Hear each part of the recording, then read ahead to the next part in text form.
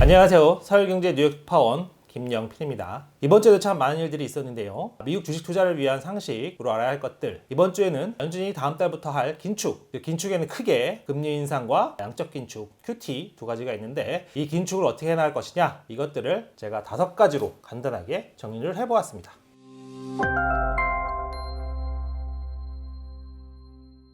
자, 이제 같이 여기 표를 한번 보시면요. 5월에 연준이 금리를 0.5%포인트 올릴 것이 확실시 된다. 이게 하나 있고요. 그 다음에 6월에도 금리를 0.5%포인트 올릴 수 있다. 유력하다. 그리고 다음 달이죠. 5월 FOMC 이후 매달 950억 달러씩 보유자산을 축소할 것이다. 그리고 이제 연말께에는 인플레이션이 더 발생하지 않는 이상적인 금리 수준인 중립금리에 가까이 다가갈 것이다. 그래서 6월 역산을 하면 올해 얼마나 올릴 것인지 좀 추정이 가능하죠. 그리고 이렇게 올릴 것인데도 인플레이션이 꺾이지 않고 매우 높아진다면 더 공격적으로 나올 수 있다. 이렇게요. 이렇게 5가지인데 이제 좀 하나씩 보시면요. 먼저 5월 FOMC에서 0.5%포인트 인상이 확실시 되지요. 이거는 이번 주에 나온 3월 FOMC 회의록 이것을 봤더니 거기에 이렇게 나와 있는 겁니다. 3월에도 위원들이 0.5%포인트를 올리고 싶어 했는데 많은 위원들이요. 하지만 이제 우크라이나 전쟁 때문에 이게 어떻게 될지 모르니까 일단 조금만 올려보자. 그래서 0.25%포인트만 올렸다는 겁니다. 이 얘기는 즉 5월에는 0.5%포인트를 올릴 것이다. 이렇게 생각이 가능하다고 보시면 됩니다.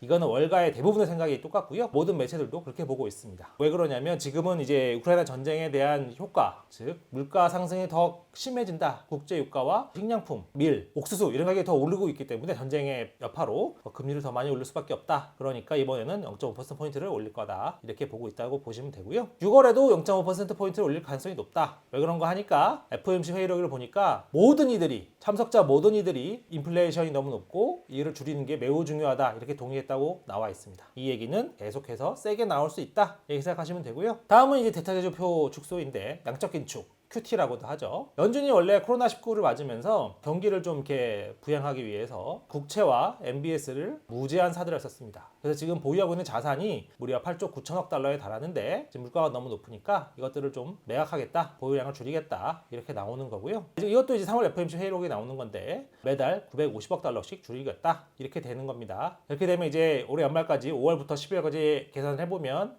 약 7,600억 달러 정도가 줄어드는 거고 1년으로 치면 1조 한 1,400억 달러가 감소하게 됩니다. 이 부분도 3월 FOMC 회의록에 나와 있기 때문에 이렇게 보시면 되고요. 하나 더 여기서 뭐 곁가지로 할게, 물론 이제 금융사 예측한 기간마다 좀 다르긴 합니다만 연준의 보유자산이 5천억 달러 정도 줄어들면 0.25%포인트의 금리 인상 효과가 있다. 그러니까 연말까지 7,600억 달러를 줄이게 된다면 최소 0.25%포인트의 금리 인상을 한 번 한 효과가 나타난다. 이렇게 생각하시면 됩니다. 이제 마지막으로 요 중립금리로 간다는 거, 뭐 아까 처음에 말씀드렸지만 2.4에서 2.5%요. 이걸로 금리 연말까지 근처에 갈 것이다. 이렇게 얘기했다고 했었죠. 그래서 생각을 해보면 최소한 연말에는 금리가 2% 이상은 될 것이다. 왜 2.4에서 2.5%가 아니냐고 말씀드리냐면 아까 대차제조표를 줄이면, 즉 보유자산을 줄이면 금리 인상 효과가 있다고 했었죠. 그러니까 금리를 2% 정도까지 올리고 그 다음에 대체제표를 줄여서 금리 인상 효과를 내면 이것 자체가 중립금리 근처에 가까이 가는 효과가 나타날 수 있기 때문입니다. 그래서 실제 기준금리는 중립금리보다 좀 낮을 겁니다. 자, 그래서 이 5가지만 알면 이번 달과 다음 달 초까지, 즉 당분간 연준의 긴축의 방향에 대한 핵심 정보는 모두 꿰고 계시게 되는 겁니다. 그래서 이 5가지를 명심하시고 시간 날 때 한 번씩 보시기 바랍니다. 감사합니다.